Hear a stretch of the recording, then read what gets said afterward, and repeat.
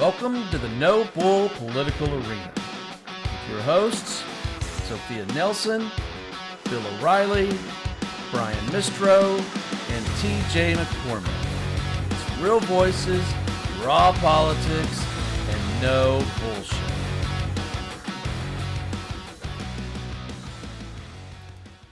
Hi, everybody. Welcome to the No Bull Political Arena. It's Brian Mistro. I'm here with Bill O'Reilly and my good friend TJ McCormick tonight. We're going to try something different. Our show and a lot of stuff that we do, we jump into topics really quickly and we move from things to things. But something we haven't done is really kind of do a deep dive on something that is a little bit philosophical. So I'm going to start it off, Bill and TJ, and this all started off with a post on X, and the specifics of that is a little bit irrelevant. And by the way, that post has already been flagged. That's typical X because of the subject matter. Somebody doesn't like it, they read it, and it goes away. So, but anyways, let's go back. Let me tell you what I said.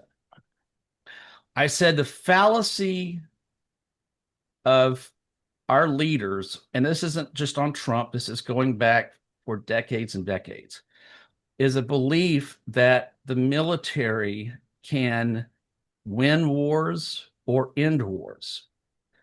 That's not true, at least since the Industrial Evolution. All wars end through political outcomes, not through military outcomes. Exhaustion. Somewhat. I will argue that there's not been a single war that the United States has fought since its creation that did not end in a political solution. Now, the military may influence that political solution. Okay, you may say, well, the military helped us win it or lose it. But the reality is that at the end of the day, it just influences what that political solution is. So let me give you some examples. World War II, because that's the first one you're going to go to. That's the first one I would go to. Say we kicked their ass, we destroyed them. Our military kicked ass, and cost us a lot of lives. And I would agree with you. I would say absolutely that's true. Our military was awesome, but it didn't end the war. The war with Japan was ended in a complete and total unconditional surrender, as I believe it was signed on the Missouri. Is that right, Bill? Missouri, yeah. Bunch of Japanese guys in top hats. Yeah, September 2nd, 45. Yeah, that was a political solution. Germany, there wasn't much left of it anymore. Germany was also finished in a political solution. It was the termination or full surrender. I can't remember the exact word. I've got it here. And there was another agreement signed. I'm going to actually go to my notes here because I want to make sure I'm very specific about this. The Potsdam Agreement in 1945. Mm-hmm. So again, those were the true end of those wars were marked not by the military or what they did. It was marked by the political will. Same thing is true of an armistice with Korea. Same thing is true with I believe it's the Paris Accords with the Vietnam War. We have not had a single war in the history of this country that wasn't resolved through a political outcome. I disagree in many. I disagree in many ways. Good. This is what I want to talk about. So I'm going to push it over to you. Look it. No, this is where it gets fun. It's a great lead. I would say bullshit, because let's take World War II. Himmler and the Germans tried to work out a deal on the side before the end of the war. So did the Japanese. They didn't want to do complete surrender. They wanted to do negotiated settlement, and we said, "Fuck you. We're going to finish you off. All we'll take is unconditional surrender." The other thing is you're saying is there's a political settlement. That's because there's people still alive. The only war that you would have where there's no political settlement is where one side is annihilated completely. There's no one to talk to. Of course there's a political settlement. I mean, of course there's conversations after it, after one side says we can't take any more. There's a tribe, since we're being philosophical, there's a tribe up in Alaska, or used to exist up in Alaska. I think it's still there. And the way they used to do war, they're two tribes. And so if you declared war on me, you would destroy a bunch of your property, and then I would have to destroy more of my property than you did of yours in order to keep up. Then they'd have to destroy more. It was, how much are you willing to destroy of yourself? And it's like, people have come, that's a real negotiated settlement. bombs, I think, are a little bit different. But yes, at the end of the day, I disagree. But at the end of the day, yes, usually there's ink on paper. Yes, Paris agreements for Vietnam, end of World War One, Versailles, those type of things. There is something that happens, but they only happen because one side has lost the ability to continue the fight. Or lost the ability, or lost the political will. will. The political will. It depends. Germany had some residual ability at the end of World War One. They had just had a huge offensive. They brought in their troops from the east after the Russians pulled out, and they did one last big push. They got defeated around Verdun, but they could have continued to fight, but they lost political will, which is the old trope that they use. It was the Jews. It was the Jews.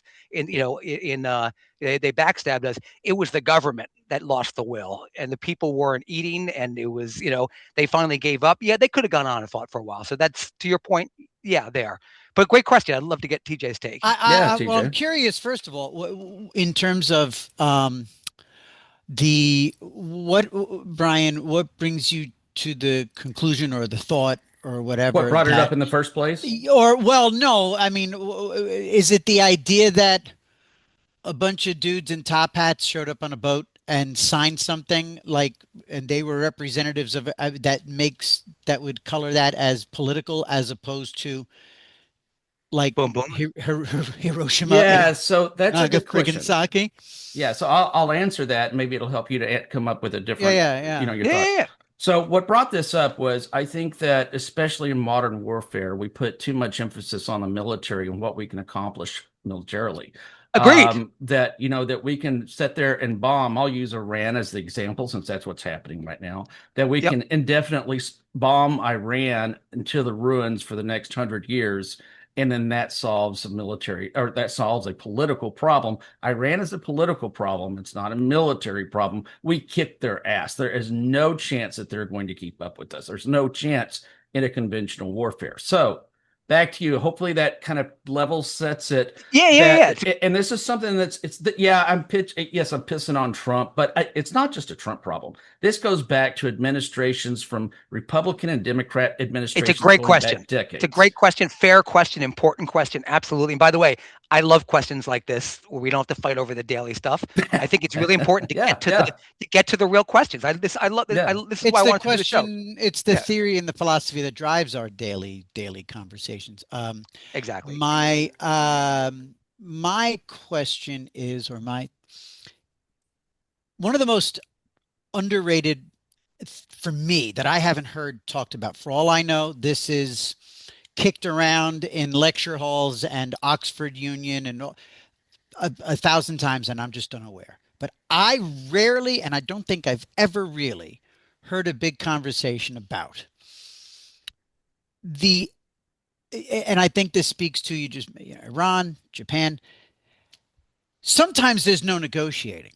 Sometimes, in the simplest terms, there's just no talking to them. These, you sit there and you listen to these to the mullahs, and you listen to and they've got this 10th century insanity.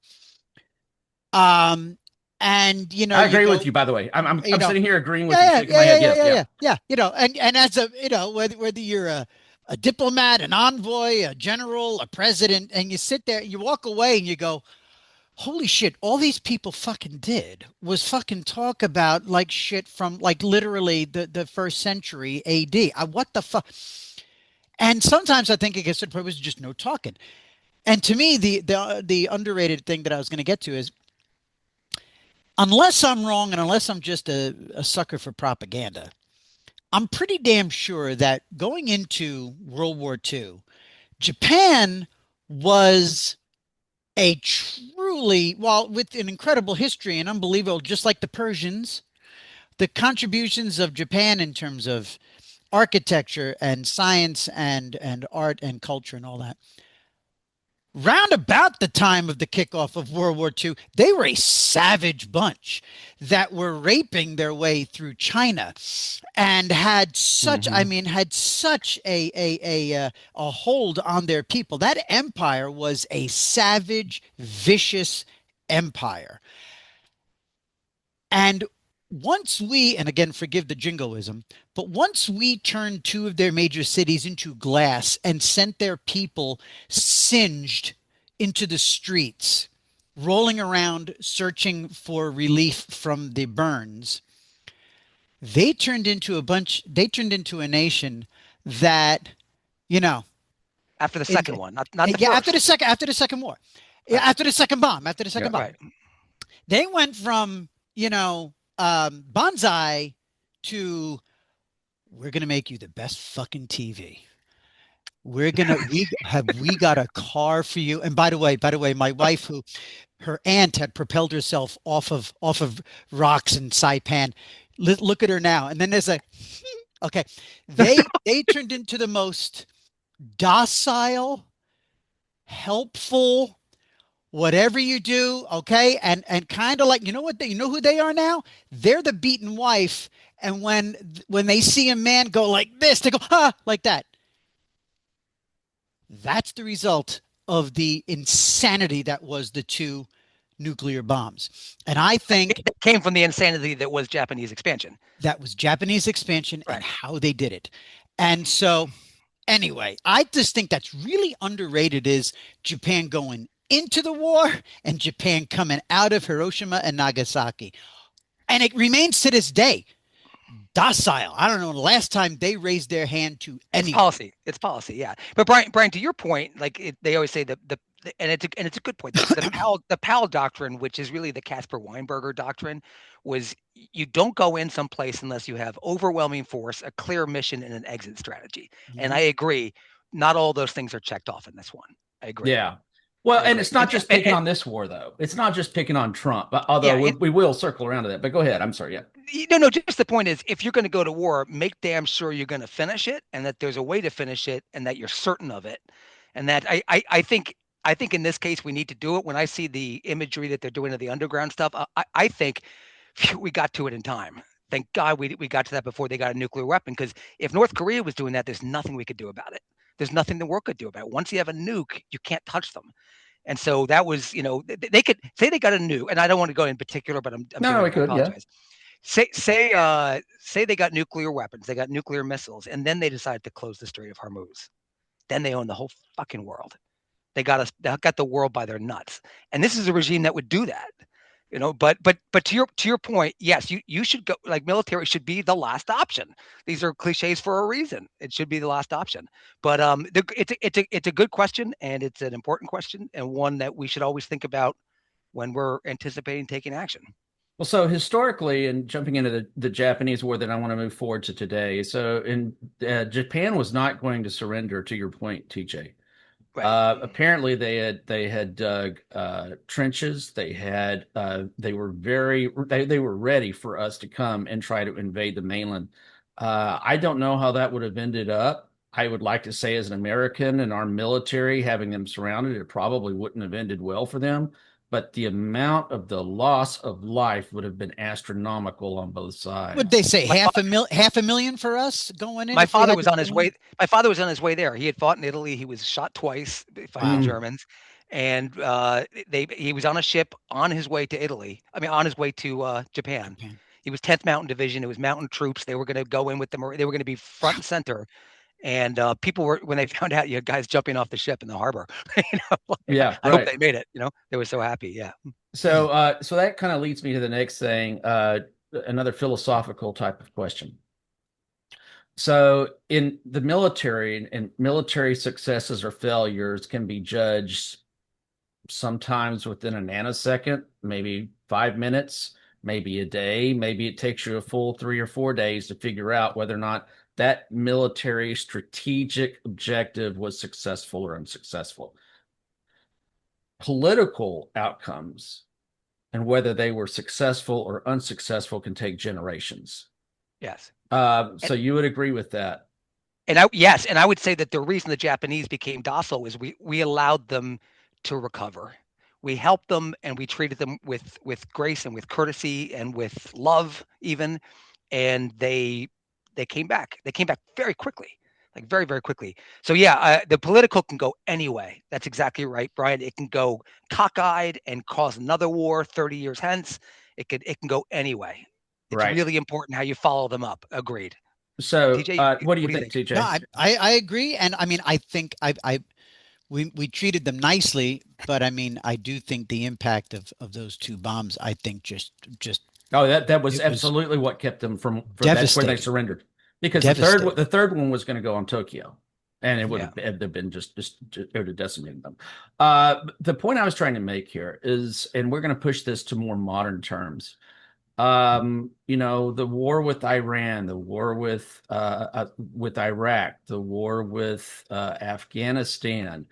Were they successful wars? Now we don't know what the Iran war is yet, but I am not sure that I could come out of Afghanistan, and especially the way Biden left it, and we won't jump into those kind of particulars. But Afghanistan or Iran or Iraq was necessarily a win. At best, it was probably a draw. But how much did that cost us in Yeah. people and in money? Just so if the And in viewers, political capital around the world, political capital and, around. Oh and at yeah, and home, that's and at home. absolutely. And so as we look at what's happening right now in the Iran war, and I'm sorry, it is a war. How do we keep from making those exact same mistakes that we've made twice before? Yeah, and I don't think. I'm sorry to talk so much, TJ. I know you probably want to jump in, but I was just gonna say on the Iraq thing, and Afghanistan, I don't think we know yet. We at least changed the players. Like that's the one thing we did. We changed the players on the board, but it caused a lot of other problems. There's no question. I was for going into Iraq hesitantly, but I was, and I think that was a bad. I think ultimately that was a bad idea.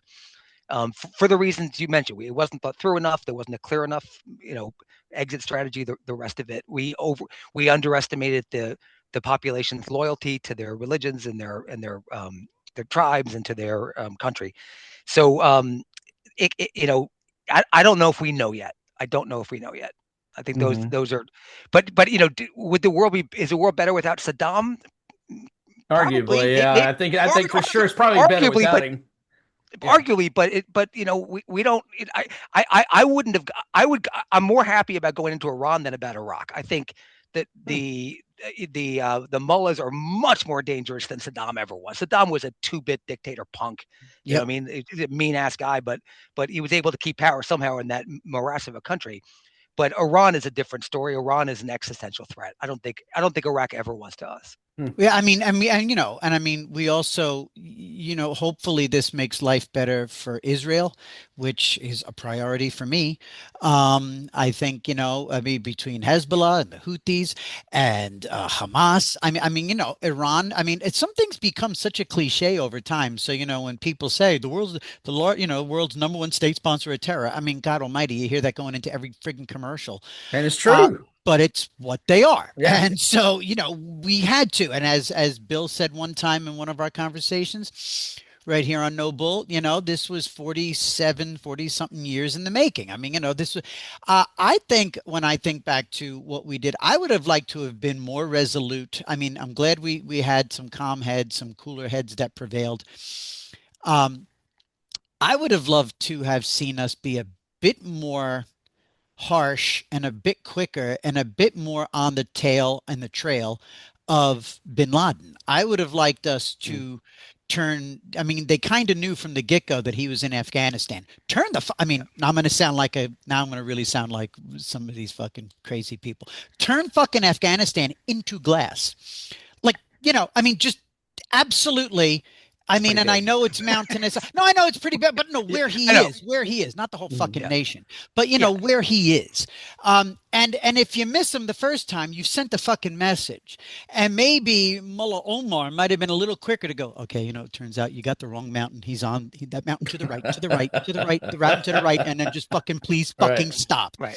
But also you make a point, TJ, too, is that, and I think Afghanistan could have been effective, and I don't think they're going to be hosting terror camps again to attack the United States. In the end, yes, exactly. But anyway, I think we saw. Remember, there was so much political correctness already infecting the United States. We were already hobbled. 9/11 didn't put us on a war footing. Not right out of the gate. 9/11 put us on a footing. One of the first steps Bush took, I think, as he said axis of evil, he also was so quick to say, look, this isn't all Muslims. Don't get me wrong. Right. Right. Fuck you and fuck off. Because you know what? You know what got quickly drowned out was the idea that, a lot of people are saying, look, not every Muslim is a terrorist, but 90% of the fucking terrorists are Muslims. And the other idea that, look, there are people, another thing that became a cliche, those people jumping up and down, the Palestinians, and they're happy about the downfall, that's way before AI. That was real, that fucking video. People were celebrating, and they weren't Irish, and they weren't fucking, Presbyterians. Okay. And so I think that, we started off on a politically correct war footing. I think the entire approach to airport security, so much of homeland security, a lot of that was an exercise in political correctness. We're not going to, what was the word? Profile. We're not profiling at the airport. So people that look like you and me, we're all taking off our shoes and taking over that and taking this out of our bags. Meanwhile, they knew exactly who the fuck the profile was of the person who's going to blow up a fucking plane. We have spent the last 25 years this October. Can't wait to see how Mom Donnie handles that one. I wonder if there'll be furniture in the living room at Gracie Mansion on the 25th anniversary of September 11th. Yeah. For 25 years, we have been part of a massive political correctness campaign every time we go to the fucking airport. Because, and I know we're not going to just set aside everybody with a beard and a certain surname, but a whole bunch of Aunt Bettys got pulled aside and had to take off their shoes. Meanwhile, the whole fucking world knew Aunt Betty was not going to do a fucking thing to that fucking airplane. TJ, one of my sisters is so nice that when that was going on, she would go up to the guard and say, "Please, you can check me. You can check me." So because she didn't want. Oh, I don't want to walk there. I want to pat down. She wants to be heard. Yeah.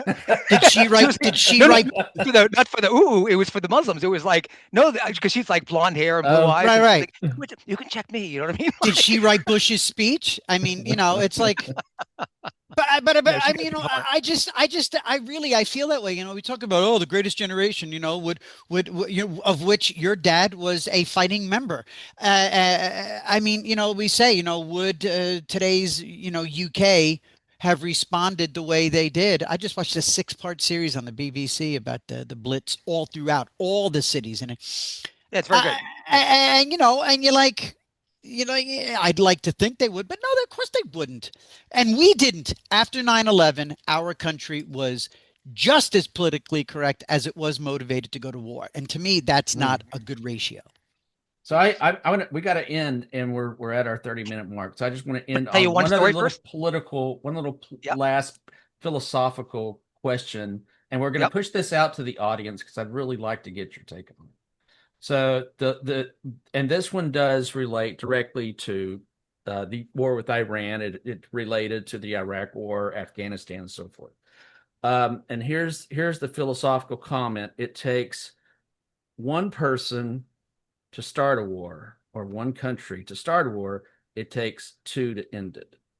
And so do you agree with that, or do you disagree with that? Number one, and number two, how is that going to affect us with Iran? Because they get a vote. Your enemy does get a vote on whether or not that war is over. And how far are we willing to go as a country to make sure that it ends? So what do you think, Bill? That's a hard one, I know. It's a hard one. I go more to the practical, that it depends who's in charge. People that are in charge can suddenly be out of being in charge, and others can make the decisions. Then, I mean, it depends. If the mullahs crack and they run and they start to scamper for their lives, then you're dealing with a new government, a new country. Yeah. So it depends, but it's good fodder for thinking, certainly, absolutely. Yeah. And please remind me tomorrow to tell you a story about the Tokyo bombings, if you could. You know what? I'm going to give a quick answer so you can tell the Tokyo. I think that's a good wrap for this episode, me personally. Okay. My thing is, I think we have a better chance of sending the mullahs scattering because we're in bed with and taking intelligence from the Mossad. that makes me feel very good about our endeavors right now because we've got the best intelligence network working for us. Yeah, I who the hell knows is Iran better than Mossad? Good Oh, God. good They God. know what the guy's eating before he's ordered it, you know. Unbelievable. Yeah. But Yeah. it is. All right, so everybody, thanks for joining us tonight. It's a little bit of a different take. I if Actually, this how go much ahead. time do we have? How much time do we have? What Because do I you want to got? hear Billy. How long is that story? It's 2 minutes, but I could save it for tomorrow. Brian, you're the boss. You No, start. All right, no. tomorrow. Let's Okay. do it. Let's go ahead and wrap Oh, it I up just with that. Bill, go ahead. just because you mentioned it, it came to mind. And I think on the, like we talked about, you go on a television show and something pops up into your mind, you can't really talk about it. And on Right. this, we can. So it makes it better. So I used to run a Republican club in Manhattan for many, many years back in the late 90s, early 2000s. And my predecessor was a woman who I adored. She was a little bit older, and I won't give her name or anything like that, but she ran the club and we were great friends and friends for decades. And we're still friends, although she just moved back to California. She's in her 90s now, late 90s. And I started writing a column a bunch of years later, and I wrote one on my father and his experience. It may have been his eulogy. It may have been his whatever it was. It was about his experience as a soldier. And I get a long Facebook note from this old friend of mine, and that she was from San Francisco. She was originally from Russia. I knew her family was San Francisco and did some stuff out there, and then came to New York, was working for a soup company, advertising, but I didn't know anything about her past. And she said, well, here's my story. Her family were Cossacks. They came from the Cossacks, the Russian Cossacks, and they fought with the White Army. And so her grandfather was in the White Army, and her father, and the White Army was defeated and pushed further and further east into eventually Manchuria. They were escaping from the Red Army and fighting. So they were in Manchuria. She was about 3 or 4 years old, and the Japanese invade in whatever year that was, 34, whatever it was, 35. And she gets taken captive, and her brother and her parents, and they move them to Tokyo. She spent the war growing up in Tokyo. This is someone I thought was an American forever. I mean, she is an American, but Oh, wow. Okay. she grew up as a little girl in a prison camp in Tokyo. And the Japanese were great to the kids, by the way. She said they were wonderful to them. Her brother just wrote a book on this. He's a Portland Trailblazer retired player. And they grew up in the thing, and she was given buckets for the every time the fire raids came in Tokyo, the R bombs, she'd have to pour water over her head. They'd walk around, they'd give the kids buckets to pour water over the head, and they were waiting for the atom bomb. They were told they were next, and she was a little kid just waiting her days before the atom bomb dropped. Wow. When the war ended, and she held that from me for 40 years of friendship. Just amazing, right? That is an Wow. amazing story. Wow, what A an little amazing kid story. dumping water over her head in the Tokyo, incendiary bombs. Incredible. Oh my You God. never know who you sit next to again. Yep. You know? Yep. Well, I appreciate you guys, and I kind of enjoy doing this. I think maybe having Loved it. some of these discussions, especially, the folks in the audience, and especially if you're military, I'd love to hear your take on it. So let us know what you think. Let us know if you're in the military. I'm curious if there's a difference in how the military sees it versus I've Yes. never served. And it may be a difference. I don't know. Folks, make sure you subscribe to our channel as you see it right there. It's the No Bull Media Group. Go to YouTube at No Bull Media Group as you see it right there. You'll get to see this show. You get to see the quick news, the hinge of history. We've got a lot of stuff that's running. We're excited about it. And thank you so much for joining us tonight. Thanks, Bill. Thanks, TJ, as always, my friends. Thank you, Brian. Thank you. Good night. The No Bull Political Arena is on all major social media platforms. Make sure to give us and your host a follow.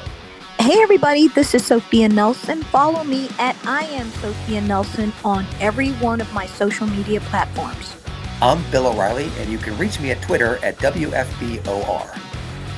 Hey, this is TJ. Follow me on X or Twitter at TJ McCormack. This is Brian Mistro, and you can follow me on X at Brian_Mistro or follow along on Facebook at Brian.Mistro. A No Bull Media Group member.